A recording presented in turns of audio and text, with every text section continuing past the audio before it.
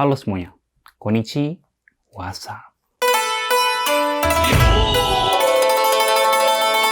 Oke, jadi karena di dua video terakhir yang aku bikin belum lama ini, ya ada beberapa gangguan. Jadi aku memutuskan untuk sementara ini nggak membahas tentang hantu-hantu dulu. Oke, jadi di video kali ini aku akan membahas tentang tragedi kecelakaan pesawat terparah di Jepang, bahkan di dunia. Oke, jadi sebelum mulai ceritanya, aku bakal ngebahas dulu nih sedikit tentang pesawat yang digunakan dalam penerbangan ini. JA8119 adalah nomor registrasi pesawat yang terlibat dalam kecelakaan ini. Pesawat ini dibuat oleh perusahaan Boeing dengan tipe 747SR-46. Karena aku nggak mengetahui sama sekali tentang pesawat, jadi kalau misalnya aku salah berbicara, mohon maaf ya. Ya, nanti kalian tolong betulin deh di kolom komentar.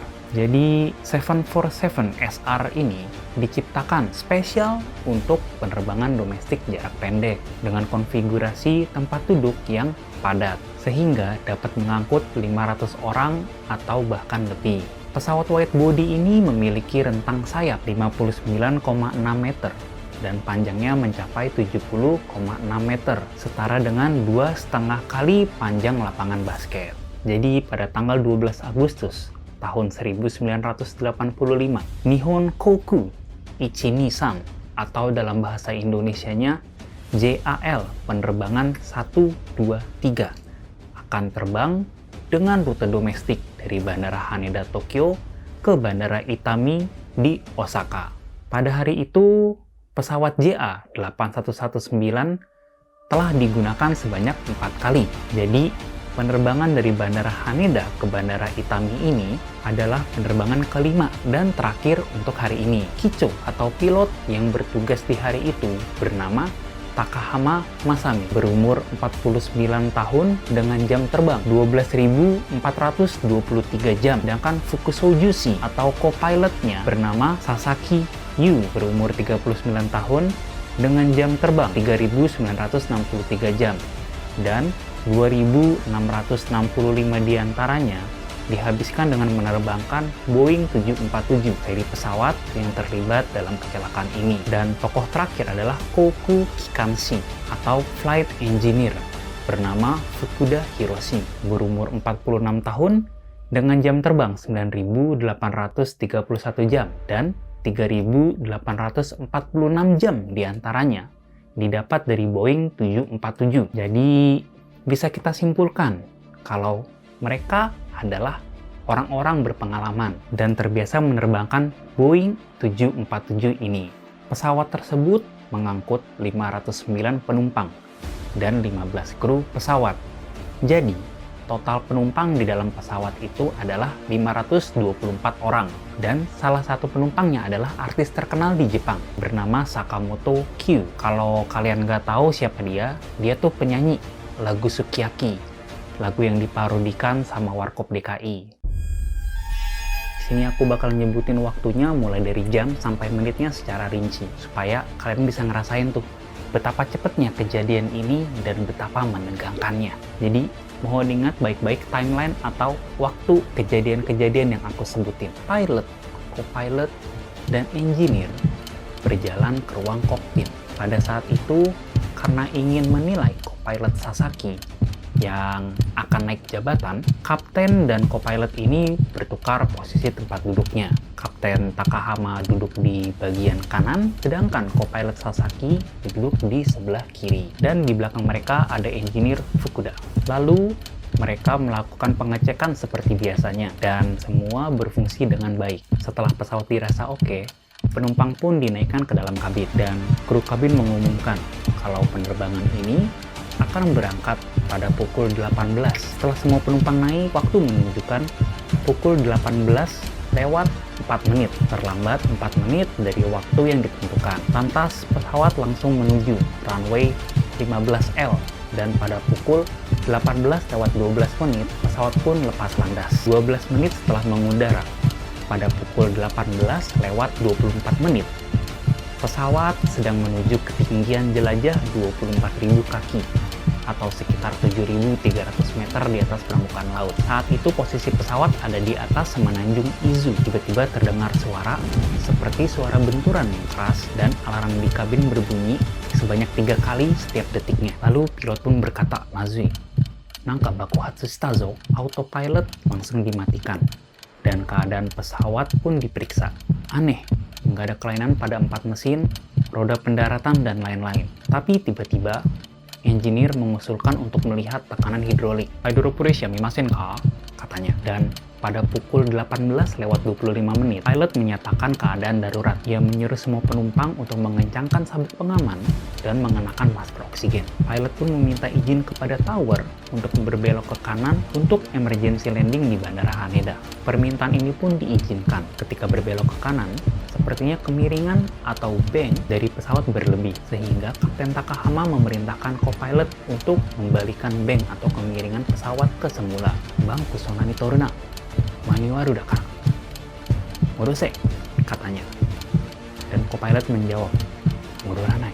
Nggak sampai 3 menit, pada pukul 18:27, flight engineer menyatakan kalau semua tekanan hidrolik sudah habis total. Di saat yang sama, alarm peringatan berbunyi. Nampaknya tekanan oksigen di kabin berkurang sehingga pesawat harus diturunkan ketinggian jelajahnya. Tapi pesawat bergerak sangat liar. Hidung pesawat menukik ke atas sampai 20 derajat dan menukik ke bawah sampai 15 derajat. Pesawat juga miring ke kanan sebesar 60 derajat dan miring ke kiri sebesar 50 derajat. Pokoknya saat itu pesawat sangat sulit dikendalikan. Pada pukul 18:31, pramugari masuk ke kokpit dan menyampaikan ke teknisi pesawat bahwa terjadi kerusakan di ruang penyimpanan pesawat. Lantas, teknisi pesawat langsung pergi untuk melihat keadaan. Dan tidak lama, pada pukul 18:33, flight engineer pun kembali dan meminta kapten untuk segera melakukan penurunan darurat. Dalam percakapan antara Japan Airlines dan pusat operasi di Bandara Haneda pada menit ke-35, teknisi menyatakan kalau pintu R5 bagian kanan belakang pesawat telah rusak. Lantas pesawat pun mencoba untuk melakukan penurunan ketinggian jelajah. Tapi pesawat masih terbang naik turun tak beraturan. Untuk mengakalinya, mereka mencoba untuk menurunkan landing gear atau roda pesawat. Tapi sayangnya, karena kurangnya tekanan hidrolik, landing gear pun tidak bisa diturunkan. Pada menit ke-40, dengan bantuan dari teknisi pesawat, menggunakan backup system, pesawat pun berhasil diturunkan ketinggian jelajahnya. Pesawat pun melakukan perjalanan ke utara, di kaki timur Gunung Fuji, berbelok tajam ke kanan di atas kota Otsuki, prefektur Yamanashi, dan turun dari ketinggian 22.000 kaki ke 6.000 kaki. Setelah itu, meski ingin menuju ke Haneda, pesawat malah belok ke kiri ke prefektur Saitama dan mulai menuju ke daerah pegunungan di bagian barat daya prefektur Gunma. Di sini pesawat sudah mulai bisa dikendalikan dan sudah sedikit lebih tenang. Lalu, pada pukul 18:46, pesawat memasuki area hutan. Mereka kehilangan arah. Kapten juga seorang manusia, dia juga bisa kehilangan kesabarannya. Beberapa kali terdengar percakapan yang cukup menegangkan, seperti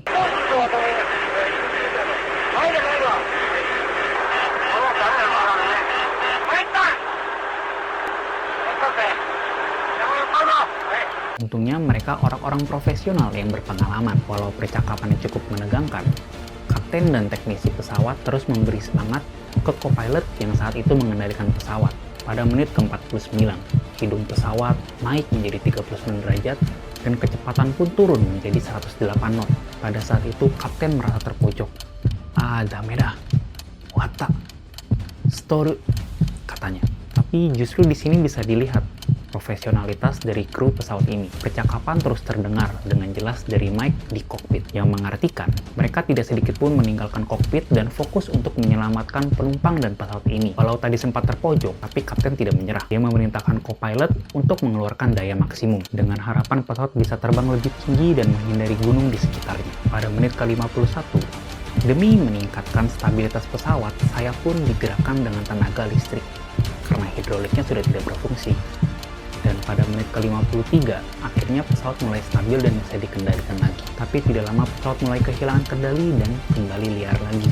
Lalu, pada pukul 18:54 menit, teknisi pesawat menanyakan kepada tower tentang keberadaan mereka dan disambut oleh menara bahwa sekarang berada di 25 mil sisi barat kota Kumagaya. Tiba-tiba, hidung pesawat yang sempat stabil kembali mendongak ke atas dan kecepatan turun menjadi 180 knot. Segala cara dicoba, tapi hidung pesawat tidak kunjung turun. Pada pukul 18:55 Kapten memastikan kepada teknisi pesawat apakah memungkinkan untuk menurunkan sayap sebanyak 10 derajat. Mereka mencoba untuk menggerakkan sayap dan segera setelah sayap diturunkan, angin dari barat daya menghantam dan pesawat pun terjun ke kanan. Pada menit 55:15, Kapten memerintahkan untuk menaikkan hidung pesawat. Lalu, pada detik ke-43, sayap terus turun hingga 25 derajat dan Kapten berteriak, "Fraputomena!" Tapi sayangnya sudah terlambat. Segera setelah pergerakan sayap dihentikan, ketinggian sudah terpangkas sebanyak 10.000 kaki. Lalu sekitar menit ke-56, Kapten menginstruksikan untuk menaikkan daya dan flap pesawat. 7 detik setelahnya, pesawat berada dalam sudut yang sangat ekstrim, yaitu posisi hidung turun 36 derajat dan pesawat miring melebihi batas maksimum 80 derajat. Kapten terus menginstruksikan, "Atamagero, power!" sampai akhir.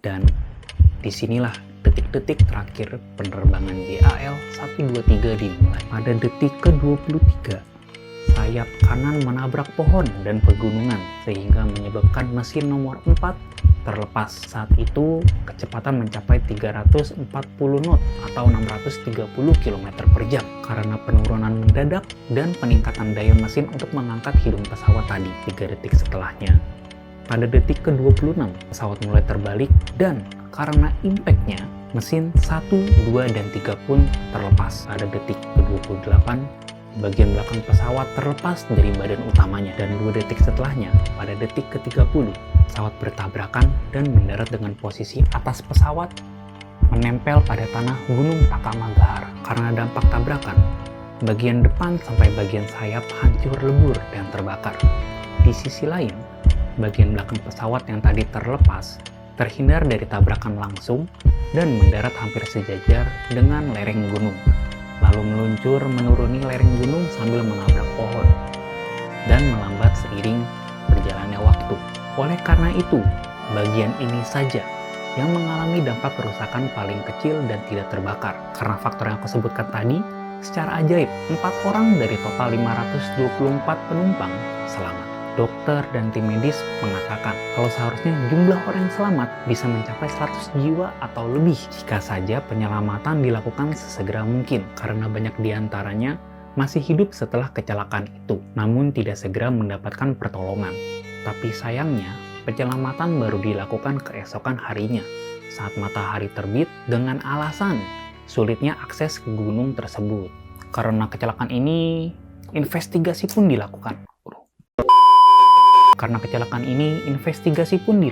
Untuk mencari penyebab dari kecelakaan pesawat terparah sepanjang masa ini. Rupanya, pesawat JA8119 ini pernah terlibat kecelakaan pada saat melayani penerbangan dengan seri JAL115 pada tahun 1978. Dan menurut investigasi, pesawat ini tidak diperbaiki sesuai dengan standar yang ada sehingga menurunkan efektivitas sebesar 70%. Ditambah, karena JAL123 adalah penerbangan kelima, pesawat nampaknya kecapean sehingga buntut pesawat patah ketika menghadapi tekanan hidrolik yang tinggi. Udah sekian dari aku, jangan lupa buat like, komen, dan subscribe jika dirasa bermanfaat, dan jangan lupa nyalain lonceng notifikasinya. Udah sekian dari aku, see you. Nara.